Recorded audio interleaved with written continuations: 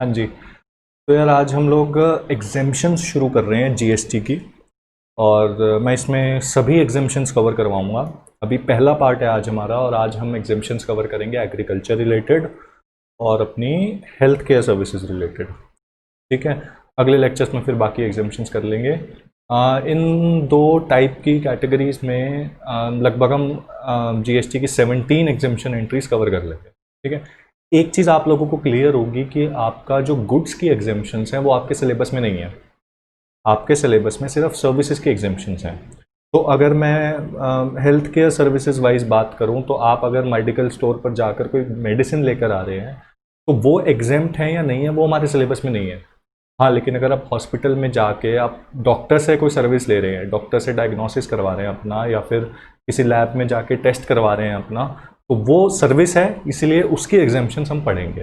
लेकिन जो मेडिसिन आपने खरीदी वो तो गुड्स हो गए ना, तो उसकी सर्विसेज हम और आप नहीं पढ़ेंगे। ठीक है। सिमिलरली अगर मैं एग्रीकल्चर की बात करूं तो भाई आपके फ्रूट्स वेजिटेबल्स एग्जेम्प्ट हैं या नहीं वो हम नहीं पढ़ेंगे। लेकिन उन फ्रूट्स वेजिटेबल्स को आप तक पहुंचने तक, आपके पास पहुंचने तक जो जो भी सर्विसेज इस्तेमाल की गई, जैसे फार्मिंग की गई है, फार्मिंग एक सर्विस है, फार्मिंग में बहुत सारे ऑपरेशंस किए गए, वो सारे ऑपरेशंस एक सर्विस हैं। फिर ट्रांसपोर्ट आया बीच में, तो ट्रांसपोर्टेशन एक सर्विस है। ठीक है। वो वेयर हाउस में रहे होंगे तो वेयर हाउसिंग एक सर्विस है। कोल्ड चेन में रहे होंगे तो कोल्ड चेन एक सर्विस है। ठीक है। बीच में कोई एजेंट होगा तो वो एजेंट एक सर्विस है। ठीक है। तो हम इन सर्विसेज की बात करेंगे, हम गुड्स की बात नहीं करेंगे। ठीक है। तो आपके घर तक फ्रूट्स वेजिटेबल्स पहुंचने तक जो जो सर्विसेज उन उसमें इस्तेमाल हुई, वो सर्विसेज एग्जेम्प्ट हैं या टैक्सेबल हैं, वो बात हम यहाँ पर करने वाले हैं अपनी एग्जेम्पशंस में। सेम ही हेल्थ केयर का हो गया। ठीक है। तो आप मुझसे ये मत पूछिएगा कि सर क्या चीनी एग्जेम्प्ट है, क्या फ्रूट्स एग्जेम्प्ट हैं, क्या दालें एग्जेम्प्ट हैं, या फिर क्या एग्स एग्जेम्प्ट हैं, या फिर आपके अगर मैं बोलूँ तो इंजेक्शंस एग्जेम्प्ट हैं या नहीं। ठीक है। इस तरह के सवाल नहीं होंगे। सवाल ये होंगे कि सर अच्छा ठीक है, फ्रूट्स उग के आए तो फ्रूट्स का जो ट्रांसपोर्टेशन है वो एग्जेम्प्ट है। ठीक है। चलो जी, अब शुरू करते हैं। अच्छा, सबसे पहले एग्रीकल्चर की बात ही कर लेते हैं, पहले पेट भर लेते हैं, उसके बाद आगे बातें करेंगे। ठीक है। आप अपने मन में एग्जाम्पल लेके चलो कोई भी एक सब्जी का। आप सोच लो कि भाई आप आलू उगा रहे हो, बेसिक सब्जी है, हर चीज़ के साथ बना लेते हैं हम, तो आलू उगाने हैं आपको। ठीक है। आलू की आप तक पहुंचने की प्रोसेस क्या है? सबसे पहले आलू एक फार्म पे उगेगा। ठीक है। उसकी कल्टीवेशन होगी, उसकी हार्वेस्टिंग होगी, उसके बाद वो ट्रांसपोर्ट की हेल्प से वेयर हाउस में जाएगा। ठीक है। फिर वेयर हाउस से ट्रांसपोर्ट की हेल्प से आपके स्टोर पे आएगा, रिलायंस फ्रेश पे या कोई भी स्टोर पे, और फिर वहाँ से आप ले लोगे जाके। ठीक है। हाँ, ये चेन लंबी भी हो सकती है भाई, बीच में अगर मान लो एक होलसेलर अलग है, रिटेलर एक अलग है, फिर एक सब्जी वाला और आ गया। ठीक है। चेन बड़ी हो सकती है। मैंने एक बेसिक सी चेन ली है कि भाई आपका वो आलू पहले तो उगा, ट्रांसपोर्ट के थ्रू वो वेयर हाउस में गया, फिर ट्रांसपोर्ट के थ्रू वो आपके रिलायंस फ्रेश तक पहुंचा, और फिर वहां से आपने जाके खरीद लिया। ठीक है। ये एक बेसिक सी चेन है, बहुत सिंपल सी, वही मैंने ड्रॉ की हुई है स्क्रीन पे आपकी। ठीक है जी। अच्छा, अब उसको उगा के हार्वेस्टिंग करने तक के कुछ ऐसे सर्विसेज होंगी जो फार्मर ने या तो खुद खुद काम किया होगा, या हो सकता है कि उसने किसी थर्ड पार्टी से अवेल करी हो। ठीक है। जब वो फसल उग जाएगी, उसके कटने के बाद भी हो सकता है फार्म के ऊपर बहुत सारी एक्टिविटीज़ और हों, साफ सफाई भी होती है, कुछ थोड़ी बहुत छटाई करनी है, अब आलू है या गाजर है उसकी कुछ आउट ग्रोथ है तो वो काटनी है, वो सारा काम भी फार्म पे होता है। तो ये भी तो हो सकता है कि शायद वो वाला काम भी फार्मर किसी से सर्विस लेकर करे, तो क्या वो सर्विस एग्जेम्प्ट है, टैक्सेबल है, उसकी भी बात हम लोग करेंगे। ठीक है। उसके बाद फिर वही आलू वहाँ से फार्म से उठ के लोड होकर ट्रांसपोर्ट में गया। ठीक है। तो क्या ट्रांसपोर्टेशन एग्जेम्प्ट है या नहीं? अनलोड हुआ, वेयर हाउस में गया, क्या वेयर हाउसिंग एग्जेम्प्ट है या नहीं? फिर वेयर हाउस से दोबारा ट्रांसपोर्ट में लोड होकर गया, ट्रांसपोर्ट एग्जेम्प्ट है या नहीं? फिर आपके रिलायंस फ्रेश पर पहुंच गया। तो इस पूरी प्रोसेस में जो जो भी सर्विस लगी वो हम देखेंगे कि क्या एग्जेम्प्ट है या क्या नहीं है। ठीक है। और वो सर्विसेज का एक बेसिक सा आइडिया मैंने अभी आपको पिछली लाइन में दे दिया। ठीक है। आप उस बेसिक आइडिया को, उस फ्लो को एक बार दिमाग में थोड़ा सा याद करके रखिए। मैं एक और पॉइंट कवर करने वाला हूं अभी। अच्छा, अभी ये तो ठीक है सर, आपने बोल दिया कि हाँ ये प्रोसेस होती है, लेकिन क्या हमारी जो एग्रीकल्चर रिलेटेड जो भी एग्जेम्पशंस हैं, क्या उसमें हम लोग सिर्फ फ्रूट्स या वेजिटेबल्स ही कवर करेंगे? मैंने कहा नहीं भाई, हम उसमें पल्सेस, वीट, राइस, ये सब भी कवर करेंगे। कहते अच्छा, तो क्या सर इस ये तो सिर्फ वेजिटेरियन लोग जो खा रहे हैं वही हुआ, क्या हम इसमें एग्स और चिकन, क्या नॉनवेज भी कवर करेंगे? मैंने कहा हाँ यार वो भी करेंगे। कहा अच्छा सर, फिर लेकिन क्या मिल्क भी तो हमारी डाइट का ही पार्ट है, मिल्क भी तो हमारे खान पान का पार्ट है, तो क्या हम मिल्क को भी कवर करेंगे? मैंने कहा हाँ मिल्क को भी करेंगे। तो मतलब कि हमें पहले तो ये समझना है, हमें ये तो समझ आ गया कि भाई हमें जो हम चीज़ें खा रहे हैं ना, वो चीज़ें जो चीज़ें हैं उनकी एग्जेम्पशंस नहीं देखनी, उनके लिए जो सर्विसेज यूज़ हो रही हैं उनकी एग्जेम्पशंस देखनी है। ठीक है, ये तो समझ आ गई। बट सर कौन कौन सी चीज़ें, चीज़ें तो हम दिन में 1000 खाते हैं।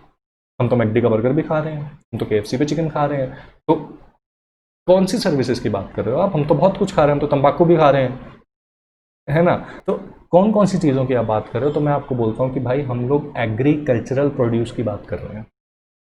जो जो प्रोडक्ट्स आपके या जो जो आइटम्स आपके एग्रीकल्चरल प्रोड्यूस की डेफिनेशन को कवर कर लेंगे, में कवर हो जाएंगे, मतलब वो प्रोडक्ट्स के ऊपर इस्तेमाल की हुई सारी सर्विसेज की एग्जेम्पशंस हम लोग देखेंगे कि कौन सी सर्विस एग्जेम्प्ट है, कौन सी सर्विस टैक्सेबल है। ठीक है, तो उसके लिए हमारे लिए ये समझना बहुत ज़रूरी है कि भाई एग्रीकल्चरल प्रोड्यूस की डेफिनेशन क्या है।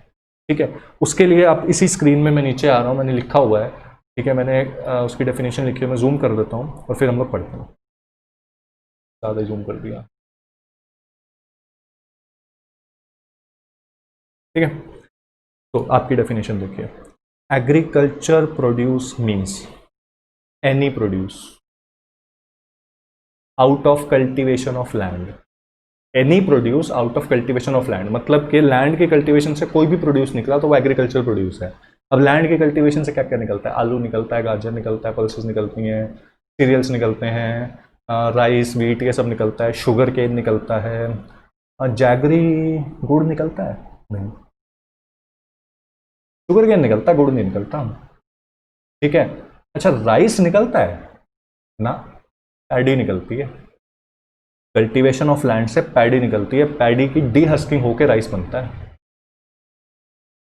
तो क्या राइस एग्रीकल्चर प्रोड्यूस नहीं है? इस हिसाब से तो फिर नहीं हुआ, क्योंकि कल्टीवेशन ऑफ लैंड से तो पैडी निकल रहा है, राइस तो निकल नहीं रहा। तो भाई जो प्रोड्यूस कल्टीवेशन ऑफ लैंड से निकल रहा है, वीट निकलती है कल्टीवेशन ऑफ लैंड से, वो एग्रीकल्चर प्रोड्यूस है। शुगर केन निकलता है, वो है। ठीक है, any produce out of cultivation of land. ठीक है, एनी प्रोड्यूस, एक बार इसके यहाँ पर ना कॉमा लगा लो और यहाँ पर लिख लो और।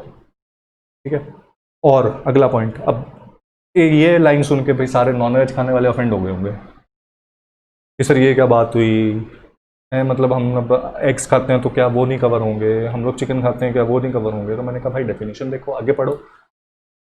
अब यहाँ से पढ़ते हैं, any produce out of rearing of all life forms of animals.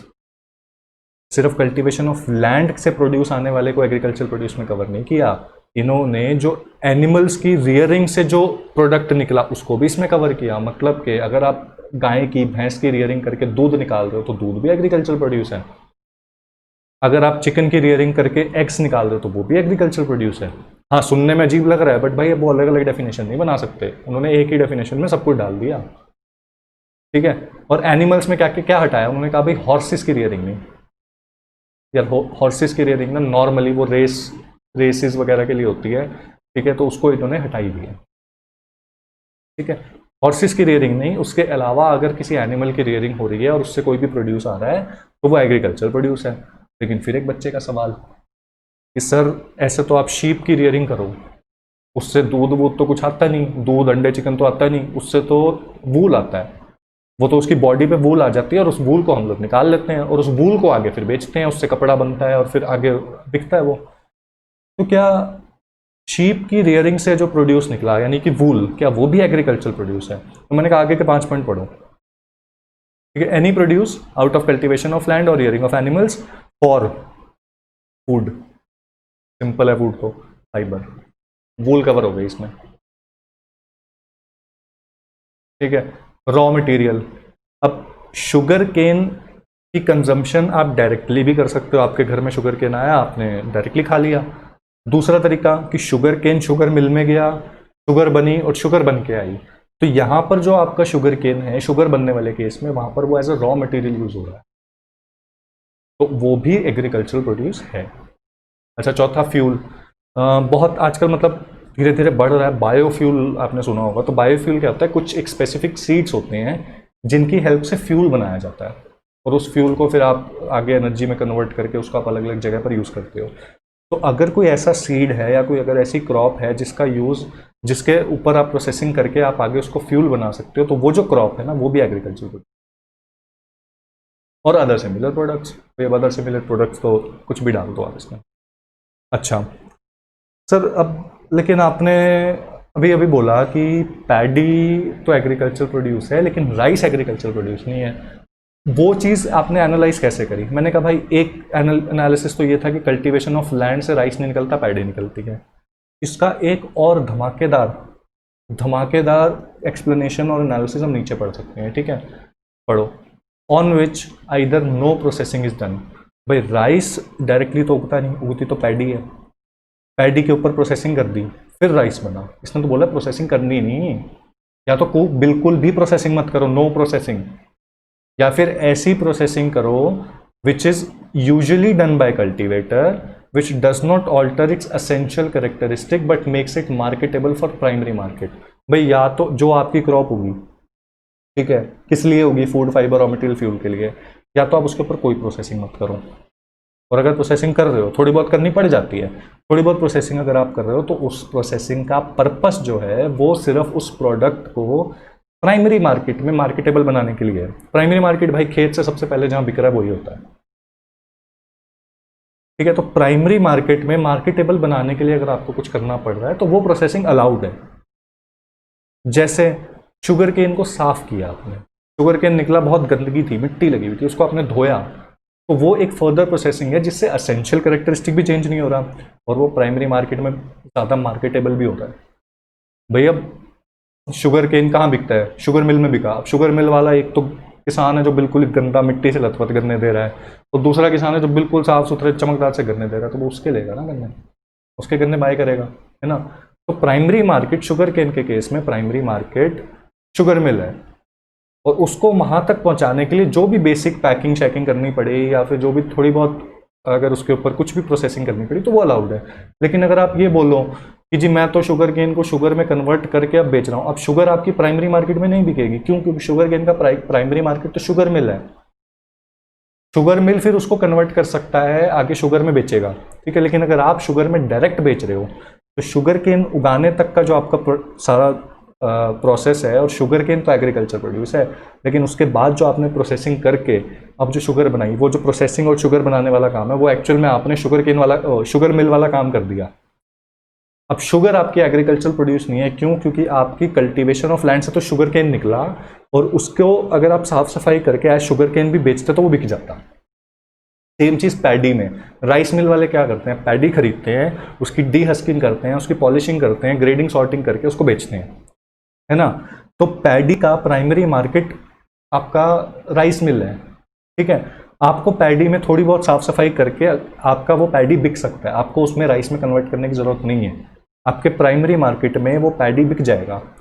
अगर आप उसको राइस में कन्वर्ट कर दोगे तो उसके एसेंशियल कैरेक्टरिस्टिक को आप चेंज कर रहे हो, और आप उसको प्राइमरी नहीं, आप उसको सेकेंडरी मार्केट के लिए मार्केटेबल बना दे रहे हो, जो कि अलाउड नहीं है। समझ गए? तो कोई भी प्रोड्यूस जो कल्टीवेशन ऑफ लैंड से हो रहा है या फिर rearing of life forms of animal से हो रहा है, जिनका purpose food, fibre, raw material या फिर फ्यूल है, जिस पर कोई फर्दर प्रोसेसिंग ना की गई हो, या फिर अगर की गई हो तो वो उस प्रोडक्ट के एसेंशियल कैरेक्टरिस्टिक को चेंज ना करे, और उस प्रोसेस से वो प्रोडक्ट प्राइमरी मार्केट के लिए फर्दर और ज़्यादा मार्केटेबल बन रहा हो। ठीक है, समझ गए? इसके कुछ एग्जांपल्स कर लेते हैं, ऊपर ही बना रखे हैं मैंने, जिससे आपको ना थोड़ा और अच्छे से क्लैरिटी आ जाएगी कि भाई ये कहना क्या चाह रहे हैं। ये रहे, आई होप आपको दिख रहा होगा सब कुछ। हाँ, मैंने ऐसा करूँगा कि एक ना इस की PDF सी बना के, चार्ट वार्ट भी जो बना रखा है मैंने, ये मैं आपके मेरे टेलीग्राम ग्रुप है जिसकी डिस्क्रिप्शन जिसका लिंक इस डिस्क्रिप्शन में होगा, मैं उस पर डाल दूंगा, फेसबुक पे भी डाल दूंगा, तो आपको जिसको भी ये डाउनलोड करना हो चार्ट, वो वहाँ से डाउनलोड कर सकता है। ठीक है, हाँ, तो आगे बढ़ते हैं। टी लीव्स, क्या टी लीव्स एग्रीकल्चर प्रोड्यूस हैं? Tea leaves, any product out of cultivation of land for food. हाँ, टी लीव्स तो एग्रीकल्चर प्रोड्यूस है। इसके ऊपर कोई फर्दर प्रोसेसिंग क्या करी होगी? फर्दर प्रोसेसिंग भाई थोड़ी साफ सफाई कर दी होगी, छोटी पत्तियाँ बड़ी पत्तियाँ अलग अलग कर दी होंगी हद से हद, है ना। उसके बाद तो ये फैक्ट्री में जाएंगी, वहाँ पर वो लोग इसको धो के सुखा के इसकी वो काले काले दाने बनाएंगे जो हमारे घर में आती है। अब वो क्या काले वाले दाने जो हैं जिससे हम चाय बना रहे हैं घर में, ठीक है, क्या वो एग्रीकल्चर प्रोड्यूस है? नहीं। क्यों? क्योंकि उन टी लीव्स का असेंशियल कैरेक्टरिस्टिक चेंज हो चुका है। वो टी लीव्स तो एग्रीकल्चर प्रोड्यूस है, लेकिन वो टी जो है वो एग्रीकल्चर प्रोड्यूस नहीं है। यहाँ लिखा हुआ है not agriculture. Similarly coffee beans agriculture produce है, लेकिन जो कॉफी हमारे घर में वो पाउडर्ड कॉफी आती है वो एग्रीकल्चर प्रोड्यूस नहीं है। उसकी बहुत ज़्यादा प्रोसेसिंग होती है कॉफी की। जो ओरिजिनल कॉफी होती है वो तो हम पी नहीं सकते, पी नहीं पाएंगे, ठीक है। शुगर केन एग्रीकल्चर प्रोड्यूस है, jaggery is not an agriculture produce. यहाँ पर शुगर भी लिख सकते हो आप, ठीक है। पल्सेस, हाँ पल्सेस ऐसा होता है यार, कुछ पल्सेस ऐसी हैं जो जैसी उगती हैं वैसी ही बिकती हैं, जैसे राजमा है। राजमा तो एग्रीकल्चर प्रोड्यूस है, लेकिन उसके अलावा जो दालें हैं ना, बहुत बार वो उनके ऊपर भी हस्क होता है, जैसे पैडी है उनके ऊपर भी हस्क होता है और उसकी डी हस्किंग की जाती है या फिर उसको काटा जाता है, दाल को, दाल के दाने को। तो ये जो दाल के दाने को काटना और जो ये डी हस्किंग है, ये भी वो मिल वाले करते हैं, ठीक है। किसान से वो वैसे की वैसे खरीदते हैं और वो अपनी मिल में करते हैं, ठीक है। तो डी हस्किंग और जो भी प्रोसेस हुई उसके होने के बाद जो दाल बनी वो एग्रीकल्चर प्रोड्यूस नहीं है। लेकिन अगर कोई ऐसी दाल है जो कि एज इट इज ही बिक जाती है, जिसपे ऐसा डी हस्किंग वगैरह नहीं होता, वो हमारा एग्रीकल्चर प्रोड्यूस होता है। हमें लिखा है पल्सेस डी हस्क। अगर पल्सेस अभी डी हस्किंग नहीं हुई, हस्क है साथ में, तो है ही agriculture produce, out of cultivation of land for food, ठीक है। Processed cashew nuts, cashew nuts आपके वैसे तो एग्रीकल्चर प्रोड्यूस हैं, लेकिन उनकी प्रोसेसिंग हो जाती है, उनकी रोस्टिंग कर दी उनको, या फिर उनके मसाला वसाला लगा दिया, तो अब वो एग्रीकल्चर प्रोड्यूस नहीं रहे। Paddy is an agriculture produce और rice is not an agriculture produce. मैं आपको बता चुका हूँ क्यों, ठीक है। तो आपको एग्रीकल्चर प्रोड्यूस की डेफिनेशन समझ आ गई होगी, ये पता नहीं कैसे मिट गया। आई होप कि आपको समझ आ गई होगी। अब आपको ऐसे ही अपने घर के अंदर अब आपने लिस्ट बनानी है, जब भी आपके पास टाइम हो, अभी तो एग्जाम्स हैं, एग्जाम्स के बाद बना लेना, ठीक है। लिस्ट बनाना हर एक चीज़ का, हर एक चीज़ की जो भी घर में है, और फिर देखना कि क्या क्या एग्रीकल्चर प्रोड्यूस है, क्या क्या एग्रीकल्चर प्रोड्यूस नहीं है।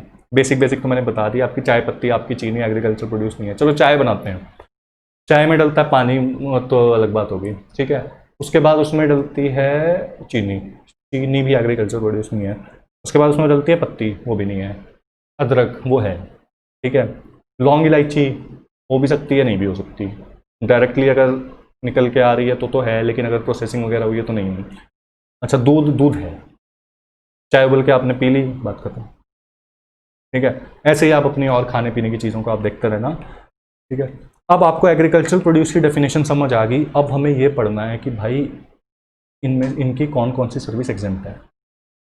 अब उठाते हैं हम कोई फ्रूट्स एंड वेजिटेबल्स उठाते हैं। पहले मैं ये लिख देता हूँ, पहले फ्रूट्स वेजिटेबल्स उठाते हैं, इससे पूरी बेसिक प्रोसेस समझते हैं, और उसके बाद अलग अलग आइटम्स देख लेंगे। राइस में क्या है, पल्सेस में क्या है, लिख देता हूँ यहाँ पे, पल्सेस राइस देख लेंगे, फिर अपन मिल्क विल्क भी देख लेंगे, ठीक है, और लास्ट में अपन चिकन भी देख लेंगे, तो नॉन वेज वाले हैं, ठीक है। खुश हो जाओ, आ गया समझ? अच्छा चलो, आपने फ्रूट्स वेजिटेबल्स आपके पास कैसे आते होंगे? सोचो, फार्म पे उगे होंगे, मैं वही प्रोसेस दोबारा बोल रहा हूँ, फार्म पे उगे होंगे, वहाँ पर कुछ टाइम हो सकता है वहाँ फार्म पे रहे हो कटने के बाद, फिर वो ट्रांसपोर्ट होकर गए हो वेयर हाउस, वेयर हाउस से ट्रांसपोर्ट होकर रिलायंस फ्रेश, और फिर आपके पास, ठीक है। तो अब इमेजिन करो कि फार्म पे क्या क्या एक्टिविटीज़ हुई होंगी। आंखें बंद करो और सोचो, ये जो हमारी ये लाइन है ना, ये ब्लैक वाली, इससे इधर सारे बिहाइंड द सीन्स हैं। फिल्मों का नहीं होते बिहाइंड द सीन्स दिखाते हैं, वैसे अब आप फार्म पे बिहाइंड द सीन्स देखो। आप सेब लो, सेब खाओ और इमेजिन करो कि क्या हुआ होगा, ये सेब कैसे आया मेरे पास, ठीक है। सबसे पहले किसान खड़ा है एक जगह, किसान के पास बहुत सारा लैंड है, ठीक है। अभी कुछ कोई फसल नहीं लगी हुई, लैंड है, मशीन पड़ी हुई है, ट्रैक्टर है या मशीन, कोई और मशीन पड़ी हुई है, ठीक है, और साथ में उसके बहुत सारे लेबर खड़ा है, बहुत सारे लोग खड़े हैं। इस किसान ने इस लैंड को रेंट पे लिया। लैंड भी तो एक रिसोर्स है ना जो यूज़ हो रहा है एग्रीकल्चर प्रोड्यूस को कल्टीवेट करने में, कल्टीवेशन ऑफ लैंड में। तो लैंड अगर रेंट पे लिया है तो इस इंसान ने एक सर्विस ली है। आपके शेड्यूल 2 में भी बताया गया कि अगर आप इमूवेबल प्रॉपर्टी को रेंट के लीज करते हो तो वो सप्लाई ऑफ सर्विस है ना। तो ये सर्विस ली इसने कुछ चार्जेस पे करे होंगे, और जो चार्जेस पे करे क्या उन पर जीएसटी लगेगा? नहीं लगेगा, एग्जेम्प्ट है। एंट्री नंबर 54D, लैंड की लीज और renting is an exempt service. Sir अच्छा, लैंड अगर उसका खुद का होता, खरीदता, भाई खुद का लैंड अगर होता तो फिर वो सप्लाई नहीं हुई ना, फिर तो कंसिडरेशन वो देगा ही नहीं, और विदाउट कंसिडरेशन तो सप्लाई नहीं होती, फिर वो खुद को थोड़ी ना रेंट देगा। फिर तो लैंड हो गया भाई, मेरा ही लैंड है, बात ही खत्म, फिर कोई सर्विस चार्जेस कुछ लगेंगे ही नहीं। सर्विस चार्जेस तो तब आएंगे ना जब लीज या रेंटल लग रहा है ना। अच्छा जी,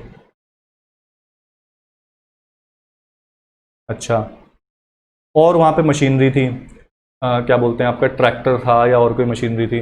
अब वो मशीनरी वैसे तो अगर उसकी खुद की है तब तो फिर वही बात, सप्लाई नहीं है, लेकिन वो मशीनरी उसने किसी से किराए पे ली, वो ट्रैक्टर उसने किसी से किराए पे लिया, तो क्या वो ट्रैक्टर जो किराए पे लिया वो किराया भी एग्जेम्प्ट है? हाँ जी एग्जेम्प्ट है। 54D, agro machinery, renting leasing, RL मैंने शॉर्ट में लिख दिया, renting leasing of agro machinery is also exempt 54D। अच्छा, उसके पड़ोस में लेबर खड़े थे, मैंने बताया था। लेबर एक तो भाई उसकी फैमिली वाले हैं, वो तो फिर सप्लाई नहीं है, उनको कुछ पैसे थोड़ी ना दे रहा है वो, लेकिन उसने क्या करा, आप भी खुद सोचो कि यार खेती में ना जब शुरुआत में जब बीज बोने होते हैं या फिर बाद में हार्वेस्टिंग करनी होती है तो लेबर की ज़्यादा ज़रूरत पड़ती है, और ऐसे में अगर उस किसान के खुद के घर में लेबर नहीं है तो वो क्या करता है, वो हायर कर लेता है लेबर को, मजदूरों को हायर कर लेता है। ठीक है, अब वैसे तो अपने देश में ये चीज़ ना नॉर्मली क्या होता है ना, वैसे ही 5-7 मजदूर वैसे ही मिल जाते हैं, वो GST रजिस्टर्ड ही नहीं होते, तो एग्जाम्पशन की बात ही नहीं आएगी। लेकिन बाहर के देशों में, और आप इमेजिन ये करो कि भाई कोई कंपनी है जो ऐसा लेबर प्रोवाइड कर रही है, आप कोई कंपनी ऐसा लेबर प्रोवाइड कर रही है, वो तो GST चार्ज करेगी, हो सकता है उसकी टर्नओवर 20 लाख 40 लाख जो भी टर्नओवर लिमिट है उनसे ज़्यादा हो, ठीक है, वो आपको चार्जेस, आपसे चार्जेस लेगी वो सप्लाई ऑफ फार्म लेबर के, और वो जो चार्जेस लेगी क्या वो उस पर GST लगाएगी? नहीं। Second point, supply of farm labour is also exempt from GST, entry number 54B। अच्छा, एक चीज़ मैं अभी के अभी क्लियर कर दूं कि ये B, C, D, A ये आपको याद नहीं करना, आपको 54 याद करना है। 54 मेजर एंट्री है, मेन एंट्री है एग्रीकल्चर रिलेटेड, ठीक है। 54 को याद करना है। BC, D मैं ये जो भी आपको बता रहा हूँ ये सिर्फ इसलिए बता रहा हूँ ताकि जब आप अपने साथ में अभी बुक लेकर बैठोगे तो आपको ढूंढने में दिक्कत ना हो, ठीक है। अच्छा, तो भाई लैंड की लीज रेंटिंग हो गई, लेबर की हो गई और मशीनरी की हो गई, इन तीनों को मिला के इस बंदे ने अब एग्रीकल्चरल ऑपरेशंस शुरू करें, खेतीबाड़ी शुरू करी। खेतीबाड़ी को इंग्लिश में क्या बोलेंगे? Agricultural operations. पहला ऑपरेशन ये क्या करेगा? पहला ऑपरेशन ये करेगा कि अपना सॉइल उठाएगा और अपने सीड्स उठाएगा और अपने फर्टिलाइजर्स उठाएगा और लैब में जाएगा और उस लैब वाले से टेस्ट करवाएगा कि भाई क्या मेरी ये जो ज़मीन है, इस पे जो सॉइल है, क्या ये इतना फर्टाइल है कि मैं इस पे वीट उगा सकूं, या क्या मैं इस पे ये वाला फ्रूट उगा सकूं, ठीक है, या फिर मैं जो सीड्स यूज़ कर रहा हूँ क्या वो इतने एफिशिएंट है या वो इतने अच्छे हैं कि उनसे बहुत अच्छी क्रॉप होगी। क्वालिटी तो मेजर करवाएगा ना ये काम शुरू करने से पहले। ये गया ऐसी लैब में, वो लैब वाले ऑब्वियसली चार्जेस लेंगे इससे कुछ। अब वो जो चार्जेस लेंगे क्या वो उस चार्जेस के पैसे चार्ज करेंगे? वो क्या पैसे तो चार्ज करेंगे, क्या वो GST चार्ज करेंगे? नहीं। क्यों? क्योंकि टेस्टिंग की जो ऑपरेशन है, टेस्टिंग का जो ऑपरेशन है वो एग्जेम्प्ट है 54A में। अब ये टेस्ट करवा के ले आया, सब कुछ ठीक है, अब इसने आगे की एक्टिविटी शुरू करी। अब इसने खेत को जोता, थ्रेशिंग, बीज बोए, कल्टीवेशन, फर्टिलाइजर डाले, प्रोटेक्शन, ठीक है, या खेत के राउंड फेंसिंग करवाई कि भाई कोई गाय भैंस या कोई और जानवर आके, सांड वगैरह आके फसल ना खराब कर दे, या शेड लगवाया कि बारिश ना आ जाए, बारिश से ना खराब हो जाए, ठीक है, तो प्रोटेक्शन। और ये सब होने के बाद जब फसल उग गई तो उसने उसकी हार्वेस्टिंग करी। ये सारी प्रोसेसेस अगर वो खुद कर रहा है तब तो सप्लाई की बात ही नहीं आएगी। अगर ये सारी सर्विसेज वो किसी और से करवा रहा है बाहरले देशों में होता है ऐसा, बाहर के देशों में वो किसी कंपनी को कॉन्ट्रैक्ट दे देते हैं, भाई आप आके थ्रेशिंग कर लो, आप आके कल्टीवेशन कर लो, आप आके प्रोटेक्शन कर लो और आप आके हार्वेस्टिंग कर दो। 4 अलग अलग कंपनियों को कॉन्ट्रैक्ट दे दिया, चारों कंपनी बिल बनाएंगी, बिल बना के अपने चार्जेस ले लेंगे और साथ में प्रोड्यूस दे देंगे इसको, ठीक है। तो क्या वो GST चार्ज करेंगी? नहीं। क्यों? क्योंकि agricultural operations are also exempt under entry 54A। ये सारी एग्जेम्पशंस किस कौन सी सर्विसेज की हैं? सर्विसेज तो यहाँ पर हैं, किसके ऊपर ये सर्विसेज अप्लाई हो रही हैं? एग्रीकल्चरल प्रोड्यूस के ऊपर, ठीक है। और एग्रीकल्चरल प्रोड्यूस हमारा फ्रूट्स वेजिटेबल्स भी है, हमारा पैडी है, राइस नहीं है, पल्सेस विदाउट हस्किंग है, डी हस्क्ड वाले नहीं है, मिल्क है, एग्स भी हैं, ठीक है। अब ये सारी चीज़ें, अब यार एग तो एग्रीकल्चरल फार्म में थोड़ी ना उगेंगे, एग के लिए पोल्ट्री फार्म का एग्जांपल ले लो, पोल्ट्री फार्म का लैंड लीज पे है, उसका रेंट एग्जेम्प्ट, पोल्ट्री फार्म का लेबर ऐसे आपने किसी से ले रखा है कंपनी से, एग्जेम्प्ट, कोई मशीन इस्तेमाल हो रही है, किराए पे ली हुई है, एग्जेम्प्ट। अब वहाँ पर कुछ और प्रोसेसेस होती होंगी, वहाँ भी हो सकता है कि अंडों की टेस्टिंग होती हो, ठीक है, प्रोटेक्शन वहाँ भी क्या पता ज़रूरत पड़ती हो, ठीक है। तो पोल्ट्री फार्म है, वहाँ पर भी ये सब चीज़ें हो रही हैं, वहाँ पर भी एग्जेम्प्ट है। डेयरी फार्म है, मिल्क, डेयरी फार्म का लैंड जो है लीज पे एग्जेम्प्ट है। डेयरी फार्म का लेबर ऐसे सप्लाई से ले रखा है, एग्जेम्प्ट है। डेयरी फार्म में कोई मशीन लगी हो सकती है, लीज पे ले रखी है, एग्जेम्प्ट है। कोई और ऑपरेशन हो रहे हैं, एग्जेम्प्ट है सबके लिए ही। मैं बस एक फ्लो में एक फ्रूट वेजिटेबल का एग्जांपल लेके आपको फ्लो समझाना चाह रहा हूँ, ठीक है। अच्छा, ये सब हो गया। अब फसल कट के तैयार पड़ी है, अब फसल फार्म पे ही है, और फसल के ऊपर फार्म पे ही बहुत सारी और एक्टिविटीज़ की जाती हैं। कैसे? जैसे मैं अभी शुगर केन का जब इंट्रोडक्शन दे रहा था कि भाई साफ़ सफाई करनी पड़ेगी, ठीक है, आलू गाजर में थोड़ी ट्रिमिंग कटिंग कुछ करनी पड़ेगी, ठीक है, फ्रूट्स को हो सकता है धोना पड़े। ये सारी चीज़ें भी फार्म पे जो हो रही हैं, जो फार्म पे प्रोसेसेस ऐसी हो रही हैं जिन जो असेंशियल हैं to make it marketable for primary market, वो सारी सर्विसेज अगर ये किसान किसी से अवेल कर रहा है, किसी से परचेस कर रहा है और उसके बदले सर्विस चार्जेस दे रहा है, तो उन सर्विस चार्जेस पे जीएसटी नहीं लगेगा।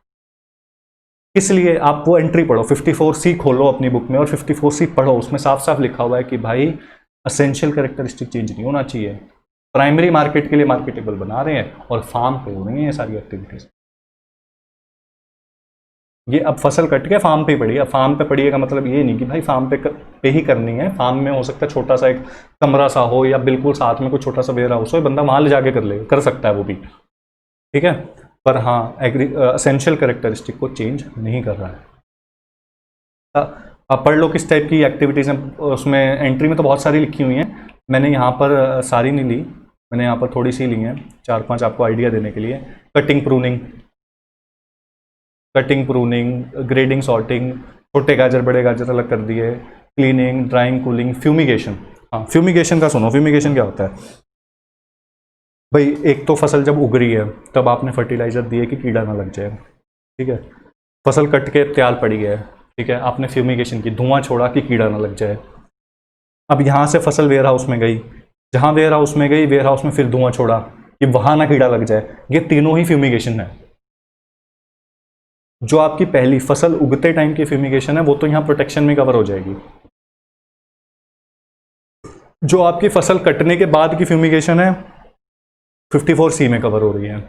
और जो आपके वेयर हाउस में जो फ्यूमिगेशन हो रही है वो वैसे भी आगे आएगी, मैं एक बार आपको दिखा देता हूँ, वो आपकी 54H में कवर हो रही है। देखो यहाँ लिखा हुआ मैंने कि वेयर हाउस में क्या क्या एक्टिविटीज़ होंगी। 2 एक्टिविटीज़ होंगी। पहली एक्टिविटी क्या है? फ्यूमिगेशन, 54H, ठीक है जी, तो समझ आ गया। ये सारी एक्टिविटीज़ हुई। अब क्या क्या हो चुका? फसल आपकी उगने तक की प्रोसेस सारी एग्जाम, हार्वेस्ट होने के बाद, हार्वेस्ट होने की प्रोसेस एग्जाम, हार्वेस्ट होने के बाद फार्म पे बहुत सारी एक्टिविटीज़ हुई, सारी एग्जाम। अब इसका माल ऐसा तो है नहीं कि भाई एकदम से बिक जाएगा। इसने क्या करा? इसने अपना माल उठाया और अपने पास में, किसान की बात कर रहा हूँ, अपने पास में कोई वेयर हाउस था वहाँ पे रखवा दिया। इसका खुद का नहीं था, किसी और का था, और उसके बदले ये कुछ चार्जेस दे रहा है, ठीक है। अब क्या वो वेयर हाउसिंग या वो स्टोरेज की जो सर्विस मिल रही है इसको, क्या वो भी एग्जेम्प्ट है? हाँ जी, वो भी एग्जेम्प्ट है 54E में। ये रही स्टेप 3 में देखो, स्टोरेज एंड वेयर हाउसिंग भी एग्जेम्प्ट है। ये भी फार्मर ही कर रहा है सब कुछ, ये भी फार्मर तक का ही चल रहा है, आगे तो हम पहुंचे ही नहीं अभी, ठीक है, वो भी एग्जेम्प्ट है। अच्छा, अब जब ये माल वेयर हाउस में पड़ा हुआ था, फ्यूमिगेशन हुई तो एग्जेम्प्ट है। अब देखो ये वाली जो वेयर हाउसिंग है, मैंने इसको सेपरेट जरूर करा है, बट दोनों चीज़ें एक में ही कवर हो रही हैं। ये वेयर हाउसिंग मैंने इस तरीके से बनाई है कि ये फार्मर करवा रहा है, और ये वेयर हाउसिंग मैंने इस तरीके से बनाई है कि रिलायंस फ्रेश करवा रहा है। वेयर हाउसिंग ये भी एग्जेम्प्ट है, वेयर हाउसिंग ये भी एग्जेम्प्ट है, ठीक है। फ्यूमिगेशन इस वेयर हाउस में भी एग्जेम्प्ट है, फ्यूमिगेशन इस वेयर हाउस में भी एग्जेम्प्ट है। दोनों में एग्जेम्प्ट 54H में ही है फ्यूमिगेशन, और वेयर हाउसिंग की सर्विस दोनों में एग्जेम्प्ट 54E में ही है। ये बस रखा अलग अलग है ताकि थोड़ा फ्लो ईजी रहे, ठीक है। अच्छा, अब जब इसका माल पड़ा था वेयर हाउस में तो इसने क्या करा? इसने अपना एक एजेंट भेजा। इसने अपना एक एजेंट था, उसको बोला कि यार मेरे लिए ना कस्टमर ढूंढ के ला, मेरे पास बहुत सारे आलू गाजर पड़े हैं, मेरे को बेचने हैं। तो इसने अपना एक एजेंट, जिसको हम सेलिंग एजेंट बोलते हैं इसने अपना एक सेलिंग एजेंट भेज दिया मार्केट में ढूंढने के लिए कस्टमर, ठीक है। अब ये सेलिंग एजेंट इससे कुछ पैसे तो लेगा, कमीशन तो लेगा, वो कमीशन भी एग्जेम्प्ट है एंट्री नंबर 54 में। ठीक है। 54 में कौन सा है? रुको रुको रुको, 54G लिख देता हूँ मैं, 54G में एग्जाम्प्ट है। अच्छा, अब एजेंट ज़रूरी थोड़ी ना कि फार्मर ही रखे, एजेंट तो हो सकता है रिलायंस फ्रेश वाला भी ने भी रख रखा हो, रिलायंस फ्रेश वाला मार्केट में भेज दे कि किसानों के पास भेज दे कि भाई, एजेंट को बोले कि भाई देख ऐसा है, मेरे को गाजर आलू खरीदने हैं, तो तू कोई बढ़िया सा मेरे पास फार्मर लेकर आ जिसने आलू गाजर उगा के रख रखे हैं। इस ऐसे एजेंट को क्या बोलते हैं? Buying agent. अब ये एजेंट रिलायंस फ्रेश से कुछ सर्विसेज लेगा, कुछ चार्जेस लेगा, तो ये भी एग्जेम्प्ट है। ठीक है। एजेंट, एक तो एजेंट, ये तो मैंने प्राइवेट है, कोई इंडिविजुअल है वो एजेंट है, इस तरीके से प्रेजेंट किया। नॉर्मली क्या होता है ना, स्टेट गवर्नमेंट क्या करती है, काफ़ी बार कुछ एग्रीकल्चरल मार्केटिंग कमेटी बना देती है या बोर्ड बना देती है, जिनका काम यही होता है फार्मर को उसके कस्टमर से मिलवाना, और इस मिलवाने के काफ़ी बार वो चार्जेस ले भी सकते हैं। तो अगर वो कोई चार्जेस ले रहे हैं तो उनकी जो सर्विस है वो एग्जेम्प्ट है। ठीक है। अच्छा, अब रिलायंस फ्रेश ने इस बंदे का माल खरीदने को हाँ कर दी, चाहे उसने खुद का एजेंट बेच के करी हो, चाहे उसका एजेंट आया हो फार्मर का, रिलायंस फ्रेश ने हाँ कर दी, फार्मर को ऑर्डर मिल गया। अभी तक फार्मर ने जिस वेयर हाउस में माल रखवाया था वहीं पर ही पड़ा। ठीक है। अब क्या करेगा ये? अब ये फार्मर जो है ये अपने उस प्रोड्यूस की पैकिंग करेगा।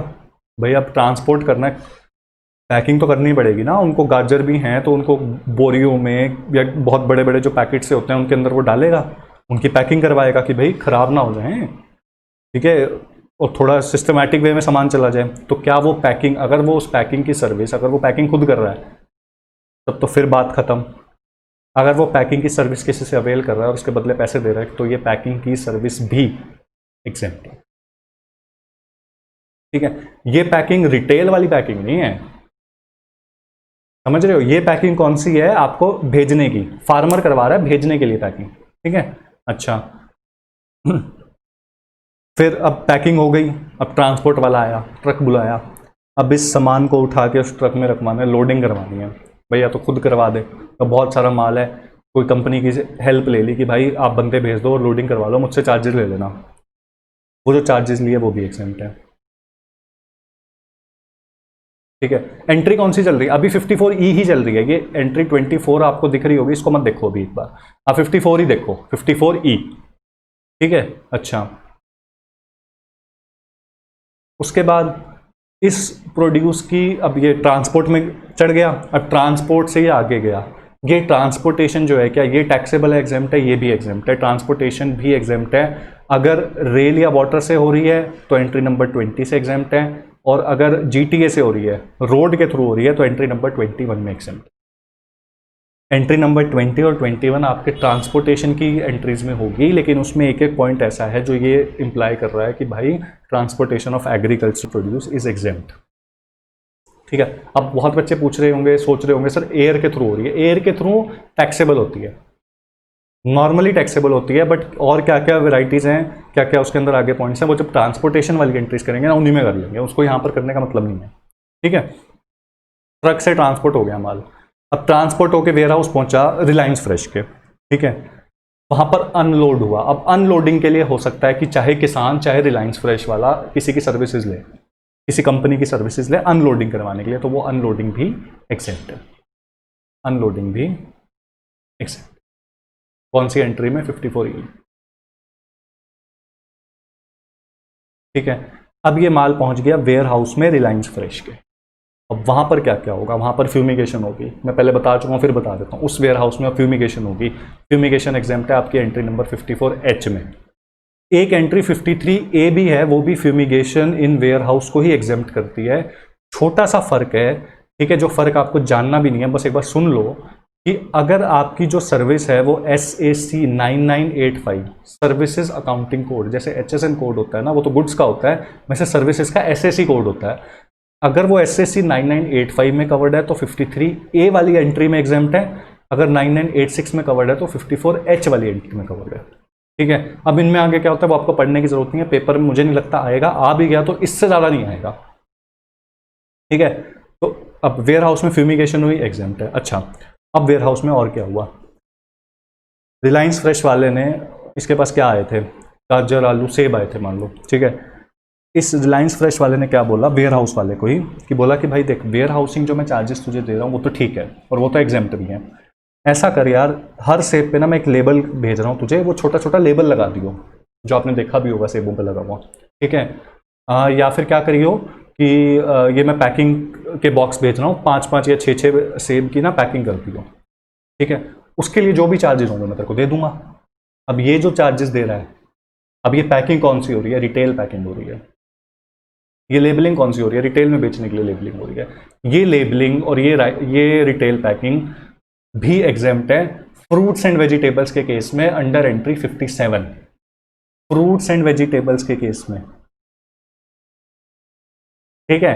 देखो फ्रूट्स एंड वेजिटेबल्स के केस में आपकी जो पैकिंग फार्मर कर रहा है या जो पैकिंग आपके ट्रांसपोर्टेशन के लिए ज़रूरी है या जो पैकिंग आपकी बल्क पैकेजिंग है, ठीक है, वो एग्जेम्प्ट है एंट्री नंबर 54E में, और रिटेल पैकिंग आपकी एग्जेम्प्ट है एंट्री नंबर 57 में।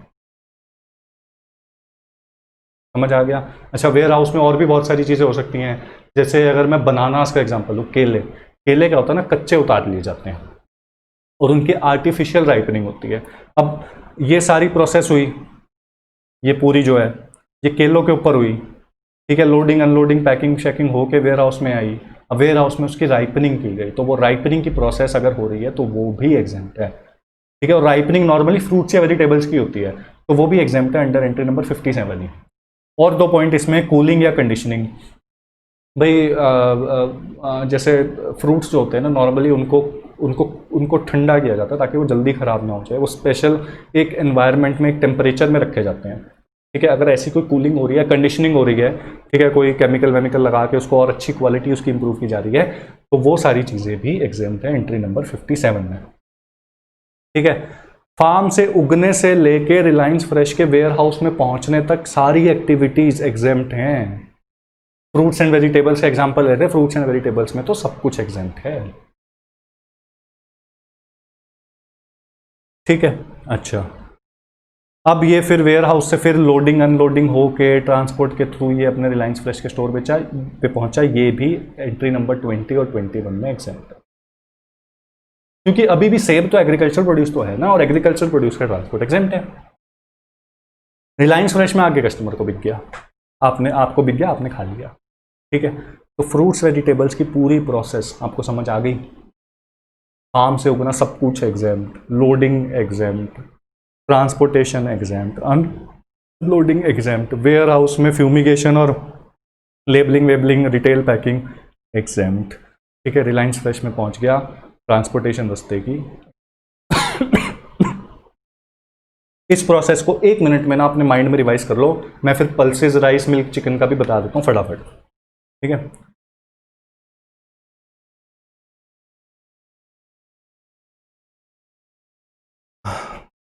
अच्छा करें करें।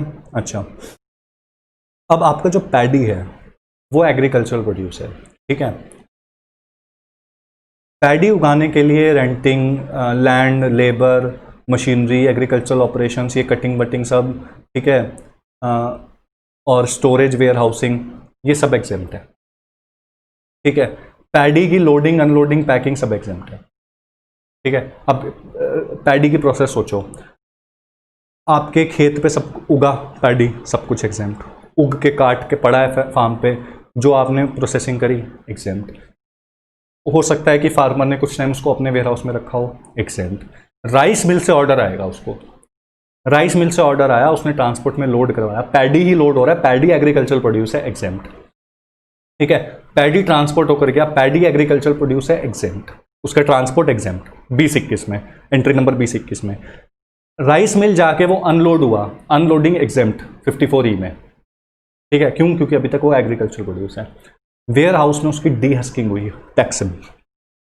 स्पेशली सर्कुलर ने बोला है कि भाई dehusking of rice is taxable, क्योंकि ये प्रोसेस उसके एसेंशियल कैरेक्टरिस्टिक को चेंज कर रहा है, ठीक है जी। डी हस्किंग हुई, राइस मिल में हुई।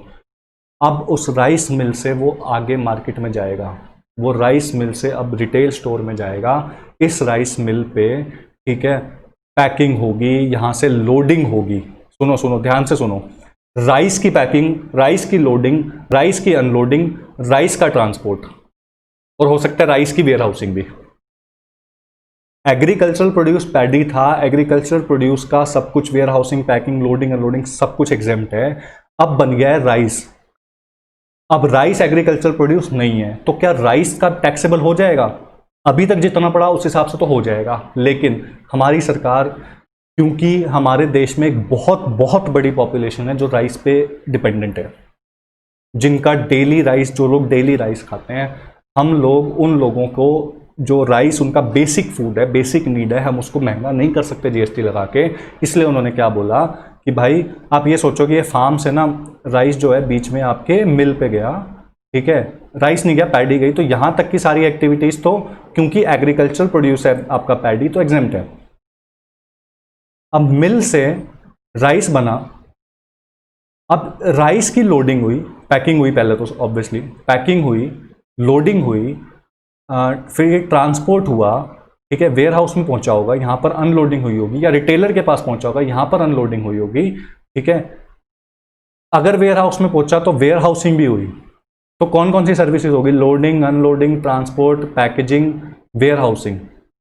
ये सारी सर्विसेज राइस के केस में, बेशक वो एग्रीकल्चर प्रोड्यूस नहीं है तो भी एग्जेम्प्ट हैं।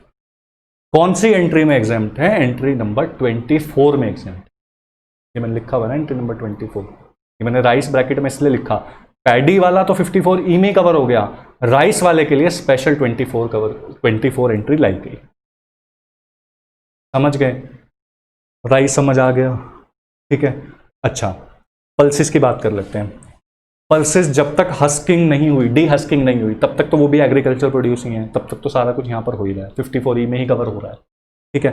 पल्स को आपने उसके पल्स के मिल में भेजा, वहां तक की सारी प्रोसेस तो क्योंकि एग्रीकल्चर प्रोड्यूस पर ही हो रही है तो एग्जेम्प्ट है। वहां पर डी हस्किंग हुई, डी हस्किंग क्लियरली कहीं पर नहीं लिखा है, बट डी हस्किंग क्योंकि राइस के केस में क्लैरिफिकेशन आ चुकी है तो हम ये मानेंगे कि पल्सेस में भी वो टैक्सेबल होगी, ठीक है। उसके बाद अब उसकी लोडिंग, अनलोडिंग, पैकेजिंग और वेयर हाउसिंग हो रही है। वो लोडिंग, अनलोडिंग और पैकेजिंग तो टैक्सेबल है।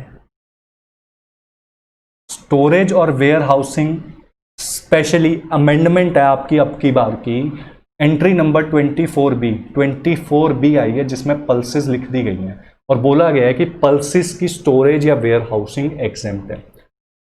तो जब तक पल्सेस की डी हस्किंग नहीं हुई तब तक तो एग्रीकल्चर प्रोड्यूस है, तो सब कुछ एग्जेम्प्ट। डी हस्किंग हो गई, उसके बाद लोडिंग, अनलोडिंग, पैकिंग हुई, वो टैक्सेबल। उसकी वेयर हाउसिंग हुई, वो एग्जेम्प्ट। ट्रांसपोर्टेशन हुई, ट्रांसपोर्टेशन की एग्जेम्पशन भी आपके 20-21 के लास्ट पॉइंट में लिखी हुई है कि पल्सेस की ट्रांसपोर्टेशन भी एग्जेम्प्ट है, ठीक है। एक बार फिर से बोल देता हूँ, डी हस्किंग होने से पहले तक तो सब कुछ एग्जेम्प्ट है क्योंकि वो एग्रीकल्चर प्रोड्यूस है। डी हस्किंग हो गई, उसके बाद लोडिंग हुई, टैक्सेबल। ट्रांसपोर्ट हुआ, एग्जेम्प्ट। अनलोडिंग हुई, टैक्सेबल। वेयर हाउसिंग हुई, exempt. Taxable, exempt, taxable, exempt, ठीक है। स्टोरेज, वेयर हाउसिंग, पल्सेस की कौन सी एंट्री में एग्जेम्प्ट है? 24B में, ठीक है। और ट्रांसपोर्टेशन पल्सेस की कौन सी एंट्री में एग्जेम्प्ट है? 21 में। 21 और 20 में एग्रीकल्चर प्रोड्यूस के लिए अलग पॉइंट है, ठीक है, सेपरेट पॉइंट है, और पल्सेस के लिए, राइस के लिए और मिल्क और सॉल्ट के लिए अलग पॉइंट है। ये आप देखोगे ना एंट्री, आपको दिख जाएगा, ठीक है, समझ आ गया। मिल्क की बात करते हैं, ठीक है, मिल्क की बात करते हैं। मिल्क तो प्रोडक्ट तो एग्रीकल्चरल ही है, ठीक है। डेयरी फार्म में जो सारी एक्टिविटीज हुई, एग्जेम्प्ट। लोडिंग, अनलोड, पैकिंग हुई बड़े बड़े ड्रम में, एग्जेम्प्ट। लोडिंग हुई, एग्जेम्प्ट। ट्रांसपोर्टेशन हुआ, एग्जेम्प्ट, एंट्री नंबर 20-21। अनलोडिंग हुई, एग्जेम्प्ट, एग्रीकल्चर प्रोड्यूस है, ठीक है। अब उसकी रिटेल पैकिंग हुई, रिटेल पैकिंग हुई। रिटेल पैकिंग सिर्फ फ्रूट्स एंड वेजिटेबल्स की ही टैक्सेबल, की ही एग्जेम्प्ट है। मिल्क की रिटेल पैकिंग आपकी टैक्सेबल है।